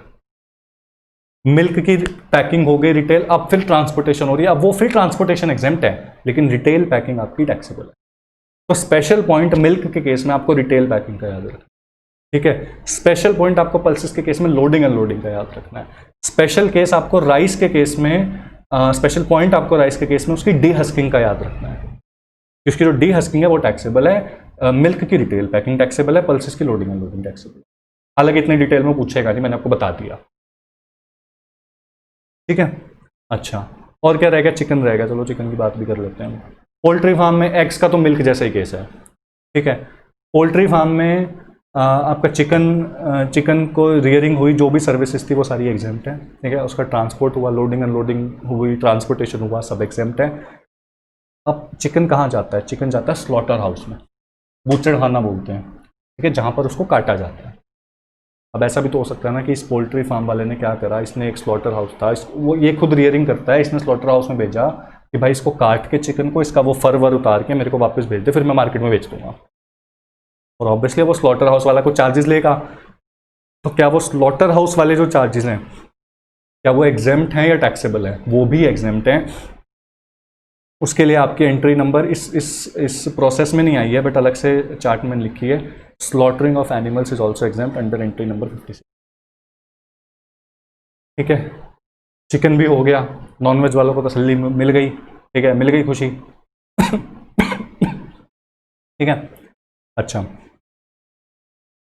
ये तो था आपका मेन प्रोसेस। अब इसके कुछ एडिशनल पॉइंट्स हैं, एक एक लाइनर, वन लाइनर हैं, वो मैं फटाफट बोल देता हूँ। आपने सुना होगा कि बहुत बार ना ये वैसे तो सरकार ही करती है हमारी, किसानों को ना नॉलेज देती है कि भाई आपको किस टाइप के सीड्स यूज़ करने चाहिए, किस टाइप के फर्टिलाइजर्स यूज़ करने चाहिए, कैसे सॉइल को आप वो करो, फर्टिलाइज़र डालो उसको, कैसे आप उसको और फर्टाइल बनाओ। ये सारी एजुकेशन वैसे तो सरकार देती है और मोस्टली फ्री ऑफ कॉस्ट देती है, लेकिन काफ़ी बार क्या होता है ना, कोई प्राइवेट इंस्टीट्यूट है वो भी ऐसी सर्विस किसानों को दे सकता है, और उसके लिए वो उस किसान से कुछ चार्जेस भी ले सकता है। भाई बहुत यहाँ तो किसान मेला लगता है तो क्या होता है, लोग आते हैं, हालांकि वो नॉर्मली फ्री होता है, बट ऐसा हो सकता है कि वहाँ पर चार्जेस कुछ ले रहा हो बंदा, 1000, 1500, 2000 रुपये कुछ फीस ले रहा हो। क्या ये फीस टैक्सेबल होगी? नहीं, ये फीस भी एग्जेम्प्ट है। एंट्री नंबर 54 में लिखा हुआ है, एंट्री नंबर 54 में लिखा हुआ है कि एग्रीकल्चरल एक्सटेंशन सर्विसेज भी एग्जेम्प्ट होती है। इसका एग्जाम्पल मैंने लिख लिया, किसान एजुकेशन, ठीक है, ये आपको याद रहेगा। अच्छा, ये हो गया आपका ये, ठीक है। अच्छा, अब चिकन विकन वाले तो एग्जांपल हो गया, दूध वाला एग्जांपल, दूध में एक पॉइंट और है। आपने कभी सुना हो तो डेयरी फार्म वाले क्या करते हैं, डेयरी फार्म वाले जो फीमेल काउज है या फीमेल मतलब जो भैंस हैं जो, उनकी आर्टिफिशियल इंसेमिनेशन करते हैं। आर्टिफिशियल इंसेमिनेशन का मतलब क्या हुआ, आर्टिफिशियली उन्हें प्रेग्नेंट किया जाता है, ठीक है। क्यों किया जाता है? क्योंकि बछड़ा जो आए वो बछड़ा फिर, या तो वो बछड़ा भी आगे फिर हमारी हेल्प करे, और नहीं तो उसकी प्रोडक्टिविटी बढ़ जाए, ठीक है। अब ये जो आर्टिफिशियल इंसेमिनेशन है, ये हो सकता है कि वो डेयरी फार्म वाला खुद ना कर सके। इसके लिए वो क्या करेगा, इसके लिए वो किसी डॉक्टर की हेल्प लेगा, किसी क्लिनिक की हेल्प लेगा, कोई ऐसी सर्विस प्रोवाइड करता है तो उस बंदे की हेल्प लेगा, और वो बंदा को चार्ज करेगा। अब क्या वो चार्जेस टैक्सेबल है? नहीं, वो भी एग्जेम्प्ट है। कौन सा एंट्री है? 55A, ठीक है। अच्छा, चलो अब एक कंफ्यूजन और क्लियर कर देता हूँ, अगर नहीं हुई तो मैं डाल देता हूँ कंफ्यूजन। शीप की रियरिंग हो रही है वूल के लिए, ठीक है। शीप की रियरिंग में जितनी प्रोसेसेस हुई वो सारी एग्जेम्प्ट हैं, ठीक है। शीप की वूल बॉडी पर आ गई, उस वूल को उतारना है। उस वूल को उतारने के लिए जो रियरिंग कर रहा था बंदा, उसने किसी तीसरी पार्टी को वो काम दिया कि भाई मेरे पास 100-150 शीप हैं, तो ऐसा कर इनकी वूल उतार के मुझे दे दे, और जो भी तेरे चार्जेस हो वो ले लियो। अब ये जो प्रोसेस हुई, ये एक तरह से जॉब वर्क है। इसको इन्होंने टर्म दिया इंटरमीडिएट प्रोसेस। इंटरमीडिएट प्रोसेस की कोई डेफिनेशन नहीं दी, एक एग्जाम्पल है, केस टू केस बेसिस पे। पैडी की डी हस्किंग राइस बनाने के लिए एक इंटरमीडिएट प्रोसेस नहीं है, लेकिन वूल को उतारना शीप के ऊपर से, वो आपकी इंटरमीडिएट प्रोसेस है, और वो भी एग्जेम्प्ट है एंट्री नंबर 55 में ठीक है। अच्छा, अब एक आपका national centre for cold chain development है। इसका काम भी नॉलेज डिसेमिनेशन का ही होता है, और ये अगर कोई सर्विस प्रोवाइड कर रहा है किसी को भी, तो वो भी एग्जेम्प्ट है एंट्री नंबर 58 में। ये आपको याद नहीं करनी यार, ये पेपर में नहीं आएंगी। आर्टिफिशियल इंसेमिनेशन भी मुश्किल है आना, स्लॉटरिंग ऑफ एनिमल्स भी मुश्किल है आना, इंटरमीडिएट प्रोसेस भी मुश्किल है क्योंकि कोई एग्जाम्पल ढंग का है ही नहीं, ठीक है। अच्छा, फिर ये सारी एंट्रीज आपकी हो गई है ना। एक बार मैं लिस्ट में देख लेते हैं। 53A हो गई, 53A थी warehousing, fumigation of warehousing. 54 में तो बहुत कुछ था, ठीक है। 55 थी intermediate process, 55A artificial insemination, 56 slaughtering, 57 कौन सी है, नेशनल, ये अपनी 57 कहाँ पढ़ी है हमने, अच्छा 57 ये है रिटेल पैकिंग वाली, रिटेल पैकिंग कंडीशनिंग वाली 57, ठीक है। 58 ये national cold chain development. 20-21 transport, इसको मैंने इस ब्लैक बॉक्स में इसलिए रखा है क्योंकि इस 20-21 एंट्रीज में और भी टाइप के गुड्स हैं जिनकी ट्रांसपोर्टेशन को एग्जेम्प्ट किया गया है, बट वो एग्रीकल्चर रिलेटेड नहीं है, वो अलग है। उनको हम ट्रांसपोर्टेशन वाली एंट्री में पढ़ेंगे जब ट्रांसपोर्टेशन वाली पढ़ेंगे। 24 में आपकी राइस की storage, warehousing, loading, unloading, packing को एग्जेम्प्ट किया गया, ठीक है। 24B, 24A भी बता रहा हूँ, 24B आपकी एग्जेम्पशन है जिसमें ये सब चीज़ें, इनकी लिस्ट याद कर लेना, अब इसमें कुछ समझाने लायक नहीं है। Coffee, tea, tendu leaves, betel leaves, jaggery, गुड़ की भी, ठीक है। गुड़ की वैसे तो गुड़ तो एग्रीकल्चर प्रोड्यूस नहीं है, लेकिन उसकी जो स्टोरेज और वेयर हाउसिंग है, सिर्फ स्टोरेज और वेयर हाउसिंग, वो एग्जेम्प्ट है 24B में। Spices, copra, sugar cane, cereal, pulses, fruits, nuts, vegetables, fibre, indigo और मैन्युफैक्चर्ड टोबैको, ये लिस्ट याद कर लेना, ठीक है। एग्जामिशन आपका जो स्टैट्यूटरी अपडेट है उसमें भी ये लिस्ट है, आप देख लेना, आसान है, ठीक है। 24B में ये सब इनकी स्टोरेज और वेयर हाउसिंग एग्जेम्प्ट है। अब बची 24A। भाई देखो 24A में वैसे तो एग्रीकल्चर प्रोड्यूस की बात नहीं हुई, माइनर फॉरेस्ट प्रोड्यूस की बात हुई है। भाई वैसे तो फॉरेस्ट प्रोड्यूस क्या है, टिम्बर, ठीक है। माइनर फॉरेस्ट प्रोड्यूस क्या है, छोटी मोटी चीज़ें जो फॉरेस्ट में हमको मिल जाती हैं, जैसे हनी मिल जाता है। वैसे तो हनी तो रियरिंग ऑफ बीस से भी हो सकता है, रियरिंग ऑफ बीस से अगर हनी मिल रहा है तो वो तो एग्रीकल्चर प्रोड्यूस ही हो गया। Rearing of all forms of animals, उनसे कोई फूड मिल रहा है जिस पे कोई फर्दर प्रोसेसिंग नहीं की जा रही, तो एग्रीकल्चर प्रोड्यूस है, वो तो ऊपर वाले 54 में ही आ गया। हनी अगर ऐसा है रियरिंग से नहीं हो रहा है, ठीक है, या फिर कोई जड़ी बूटियां वगैरह हैं जो फॉरेस्ट में उग रही हैं, आप जाके आपने कोई खेती नहीं करी उनकी, वो उग रही हैं, आपने जाके तोड़ ली। अब इस टाइप का जो फॉरेस्ट प्रोड्यूस आया, इसकी where housing entry number 24A में एग्जेम्प्ट की गई। ये ट्रांसपोर्टेशन वाली एंट्रीज की लिस्ट में हो सकती है, शायद वहां हो, ट्रांसपोर्टेशन की रिलेटेड सर्विसेज में ठीक है, वहां पर हो सकती हैं, बट मैंने इसको इसके साथ ही करा दिया क्योंकि अलग से फिर ये टुकड़ों में एंट्रीज करोगे ना भूल जाओगे। साथ में चार्ट में लिखी हुई है, इसी चार्ट को पूरे को रिवाइज तो करोगे, नीचे पढ़ लोगे तो याद रह जाएंगे, ठीक है। तो फॉरेस्ट, माइनर फॉरेस्ट प्रोड्यूस आपका, उसका वेयर हाउसिंग एक्सेप्ट है एंट्री नंबर 24A में। आई होप कि आप लोगों ने बहुत अच्छे से, मैंने बहुत प्यार से समझाया है, बहुत लॉजिकली एक प्रॉपर फ्लो में समझाया है, होप आप लोगों को ये सब समझ आ गया हो, ठीक है। ये जो चार्ट है, अब ये तो बड़ा घिचमिच सी होगी इसके अंदर, तो मैं इसका ना थोड़ा साफ सुथरा सा बना के, या तो अपनी नोटबुक पे बना के उसकी फ़ोटो खींच के उसका PDF बना के आपको दे दूँगा, आप प्रिंट कर लेना या फिर अपने पास खोल के रख लेना और उसके साथ साथ इसको देख लेना, ठीक है। ये थी आपकी एग्रीकल्चर रिलेटेड एग्जेम्पशंस, जिसमें हमने 12 कर ली ना, हाँ 12 एंट्रीज कवर कर ली, 12 देख लो आसान है एग्जेम्पशंस। चक्कर ये है ना, इतनी सारी एंट्रीज हैं, इंटरलिंकिंग करने में बंदा परेशान हो जाता है ना। अब करते हैं हेल्थ केयर रिलेटेड। एक बार पानी पी लो, मैं भी पी लेता हूँ, 1 मिनट, अगर वो पिछली वाला फ्लो पूरा रिवाइज करना तो कर लो, फिर करते हैं।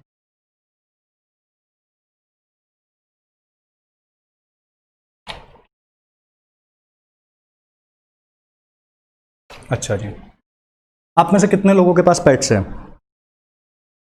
बहुत लोगों के पास होंगे ना, मेरा तो नहीं है यार कोई। कुत्तों से तो मुझे डर लगता है, सही बताऊं, हर जानवर से डर डर लगता है मेरे को, ठीक है। तो आपका कोई पेट है, आपका पेट भी बीमार हो सकता है, ठीक है, उसके लिए भी आप हेल्थ केयर सर्विस ले सकते हो। उसके लिए आप हेल्थ केयर सर्विस कहाँ लोगे? वेटरिनरी क्लिनिक में। अब वेटरिनरी क्लिनिक में जो डॉक्टर ने आपको सर्विस दी, क्या वो सर्विस एग्जेम्प्ट है या टैक्सेबल है? एग्जेम्प्ट है, एंट्री नंबर 46 में। एंट्री नंबर 46 में पेट की अगर आपने हेल्थ केयर सर्विस ली है तो वो एग्जेम्प्ट है, ठीक है जी, इतनी सी बात। अब इंसानों की बात करते हैं, पेट की बात हो गई, सबसे पहले हमने पेट्स की बात कर ली, अब इंसानों की बात करते हैं, ठीक है। इंसान जब पैदा होता है, ठीक है, तो जो मदर है ठीक है, जो मदर है उसने हॉस्पिटल की बहुत सारी सर्विसेज ली, प्रेगनेंसी रिलेटेड सर्विसेज ली, वो भी एग्जाम्प्ट है 74 में, बट अभी मैं उसकी बात नहीं कर रहा हूँ। ठीक है, अभी मैं एक नया कॉन्सेप्ट है, नया एक मतलब मेडिकल साइंस में एक नई चीज़ डेवलप हो रही है, वैसे तो काफ़ी हद तक हो चुकी है बट अभी और इतनी पॉपुलर नहीं है। Stem cell, preservation of stem sales.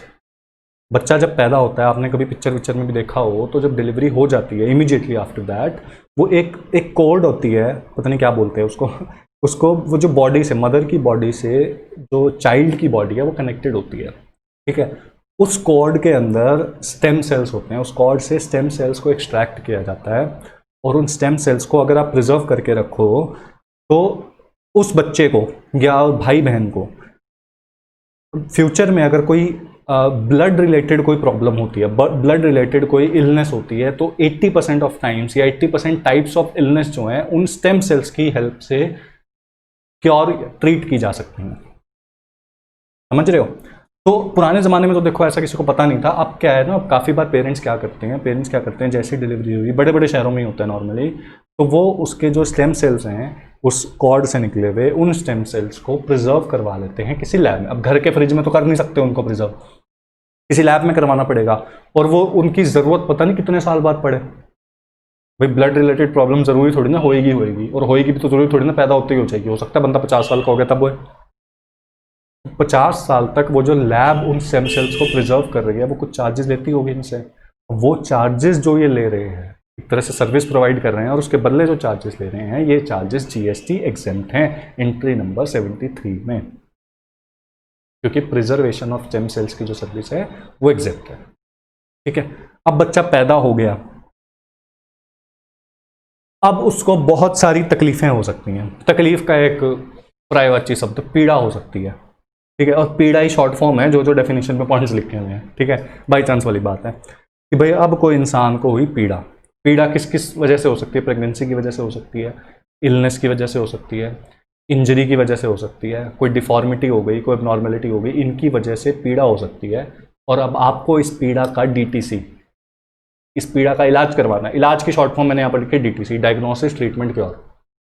आपको अपनी पीड़ा का DTC करवाना है। ठीक है, आप अपनी पीड़ा का DTC करवाओगे, जो आप अपनी पीड़ा का DTC करवाओगे उस DTC को बोलते हैं हेल्थ केयर सर्विसेज।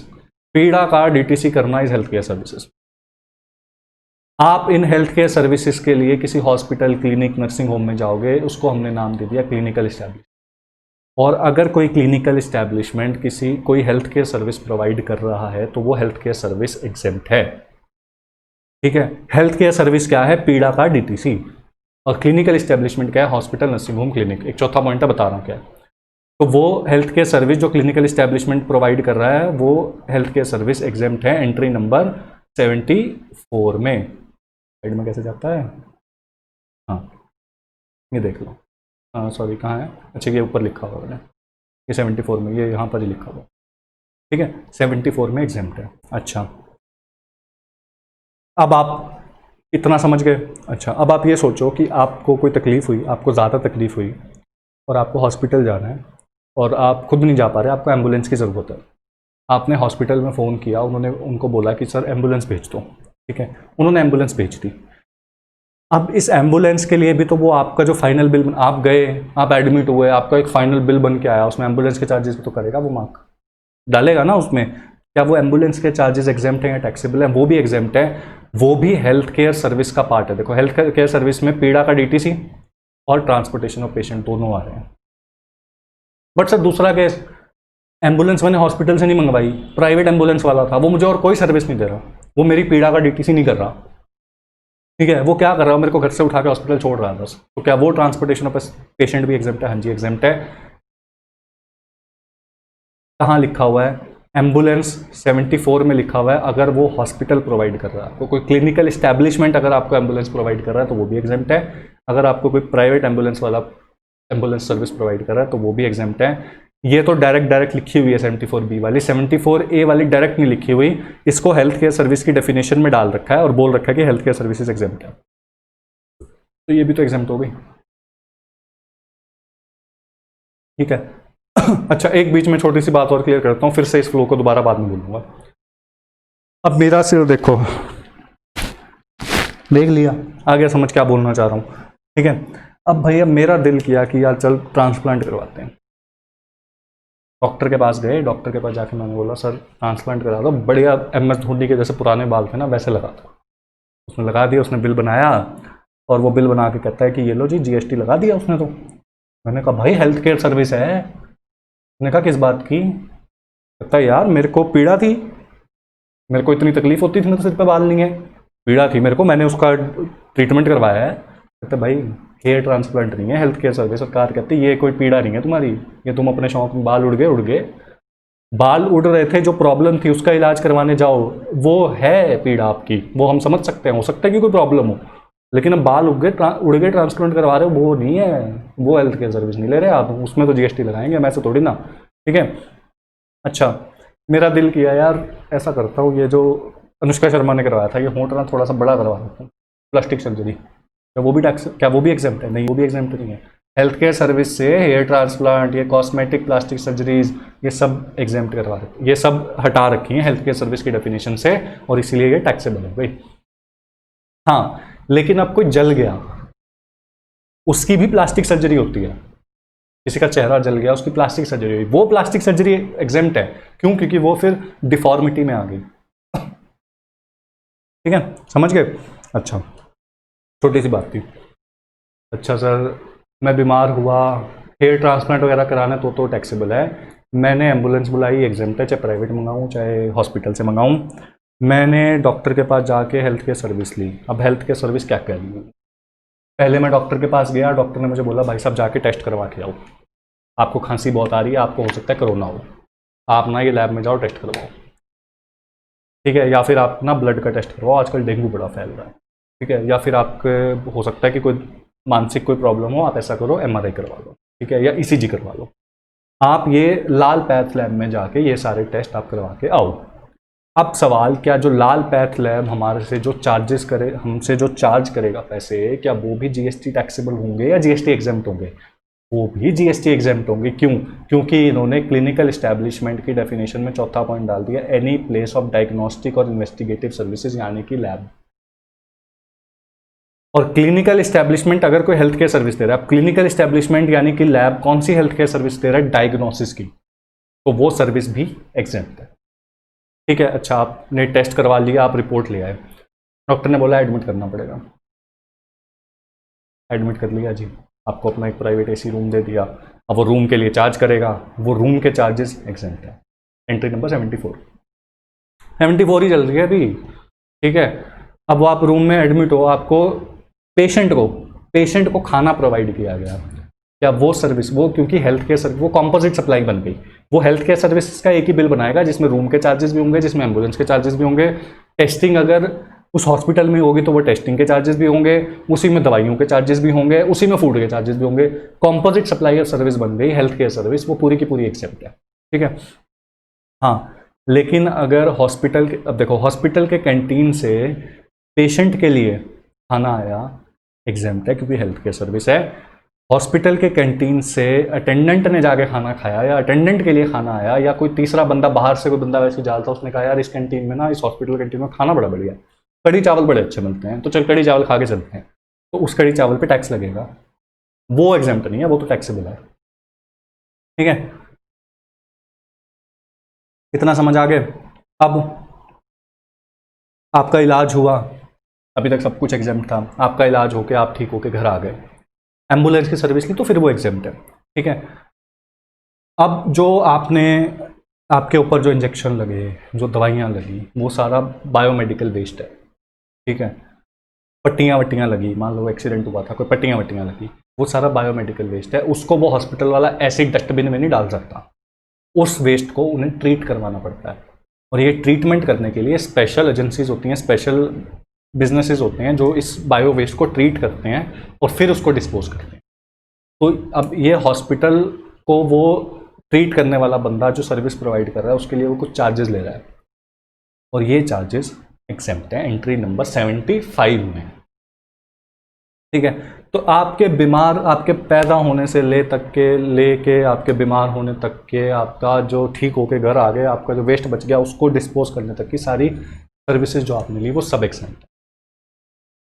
ठीक है, अब एक क्वेरी मैं यहाँ क्लियर करता हूँ, ठीक है, जो मैंने वैसे मुझे अभी तक बता देनी चाहिए थी, बट चलो कोई बात नहीं, मैं बता देता हूँ। अब बहुत जने क्या होता है ना, इलाज तो अलग अलग टाइप का है, ठीक है, अब क्लिनिक तो अलग अलग टाइप के है ना यार, क्लिनिक तो एलोपैथी वाला भी क्लिनिक ही है, होम्योपैथी वाला भी क्लिनिक ही है, नेचुरोपैथी वाला भी क्लिनिक ही है, हेल्थ केयर सर्विस तो वो सारे ही दे रहे हैं, एक्यूपंक्चर वाला भी क्लिनिक ही है। तो सर कौन कौन से, सब क्या सब तरह के इलाज हम इसमें काउंट कर रहे हैं? मैंने कहा नहीं, हम उन क्लिनिकल इस्टेब्लिशमेंट्स को कवर कर रहे हैं जो कि रिकग्नाइज्ड सिस्टम ऑफ मेडिसिन के हिसाब से इलाज करते हैं। और रिकग्नाइज सिस्टम ऑफ मेडिसिन कौन कौन से हैं? एलोपैथी, जिसका हम नॉर्मली इस्तेमाल करते हैं, होम्योपैथी सबने सुना होगा, रामदेव, बाबा रामदेव को याद करो तो योगा और आयुर्वेदा, ठीक है, नेचुरोपैथी और यूनानी, या फिर कोई और रिकग्नाइज सिस्टम ऑफ मेडिसिन जो विद मतलब time to time government add कर दे। अगर इनके क्लिनिक में जाके हम इलाज करवा रहे हैं, इनके क्लिनिक में जाके हम अपने पीड़ा का डीटीसी करवा रहे हैं तो एग्जेम्प्ट है। अगर कोई एक्यूपंक्चर करवा रहे हैं तो वो एग्जेम्प्ट नहीं है, कोई यूरिन थेरेपी करवा रहे हैं तो वो एग्जेम्प्ट नहीं है, स्टोन्स एंड जेम्स थेरेपी करवा रहे हैं तो वो एग्जेम्प्ट नहीं है, तो टैक्सेबल है सारा कुछ, क्योंकि वो रिकग्नाइज सिस्टम ऑफ मेडिसिन नहीं, ठीक है।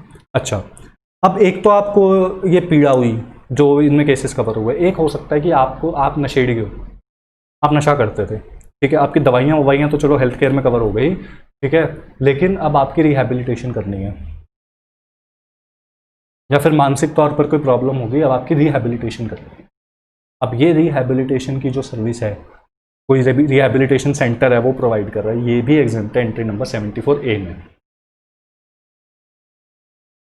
ठीक है। आपको ह्यूमन बीइंग को रिहैबिलिटेशन करवानी है 74A में, एग्जाम्प्ट है। वैसे कोई तकलीफ हुई 74 में एग्जाम्प्ट है। Hair transplant, cosmetic, plastic surgery करवानी है, टैक्सेबल है, अगर कोई डिफॉर्मिटी या नॉर्मेलिटी या इंजरी का केस नहीं है तो, ठीक है। अच्छा, इतना समझ आ गया। अभी तक तो वो चीज़ें कवर करी कि आप as a patient, as a customer क्या सर्विस ले रहे हो। अब हॉस्पिटल के एंगल से सोचो कि हॉस्पिटल वाला भी तो किसी से सर्विस ले रहा होगा। हॉस्पिटल वाला एक सर्विस तो हो सकता है, जो उसका कैंटीन की बात करी थी, भाई कैंटीन उसका खुद का है, तब तो बात ही खत्म, फिर तो वो किससे क्या सर्विस ले रहा है। ऐसा है कि उसने वो खाना प्रोवाइड करने की जो सर्विस है ना, वो उसने आउटसोर्स कर रखी है अपने पेशेंट्स को। जो हॉस्पिटल खाना प्रोवाइड करता है, वो खाना प्रोवाइड करने का जो काम है वो उसने किसी और रेस्टोरेंट को आउटसोर्स किया हुआ है। अब डेफिनेटली वो रेस्टोरेंट वाला जीएसटी चार्ज करेगा, लेकिन इस हॉस्पिटल को आईटीसी नहीं मिलेगा। क्यों? क्योंकि इसकी सप्लाई एग्जेम्प्ट है। अगर कोई बंदा एग्जाम सप्लाई कर रहा है तो उसको आईटीसी नहीं मिलता, आईटीसी वाले चैप्टर में लिखा हुआ, ठीक है।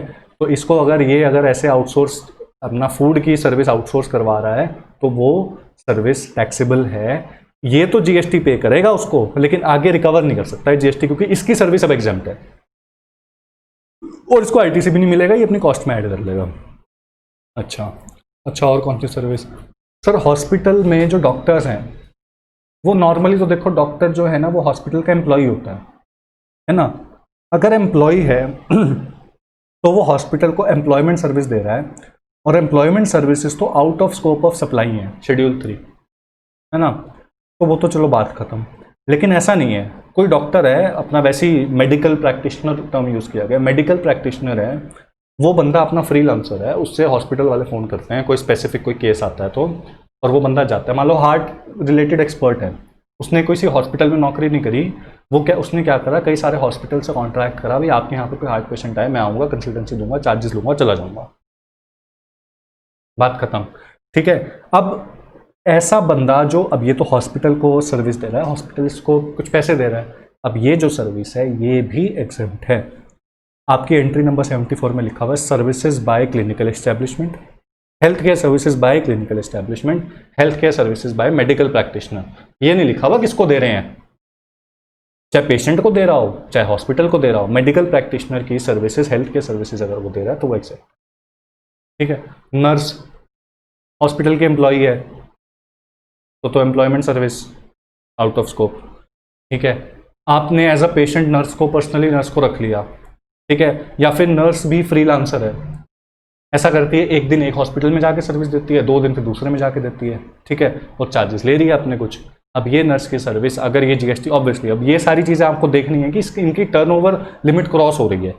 वो टर्नओवर लिमिट क्रॉस हो रही है तो इनको जीएसटी चार्ज नहीं करना नर्स के केस में, क्योंकि paramedics, supply of health care service by paramedics is also exempt. ठीक है, नर्स की सर्विसेज, नर्स की जो सर्विसेज वो दे रही है वो भी एग्जेम्प्ट है। ठीक है, ये था हमारा हेल्थ केयर सर्विसेज। एंट्रीज के नंबर मैंने इन दोनों जो बताए, ट्रांसपोर्ट एग्रीकल्चर वाला भी और हेल्थ केयर वाला भी, इन दोनों में मैंने एंट्रीज के जो नंबर है वो लिख दिए हैं। आप लोग प्लीज़ प्लीज़ एंट्रीज अपनी बुक में से पढ़ लेना, देख लेना। अगर आपको पसंद आया तो प्लीज़ इसको शेयर करना। अगली वाली एंट्रीज अगले लेक्चर में करें। ठीक है, चलो जी, बाय।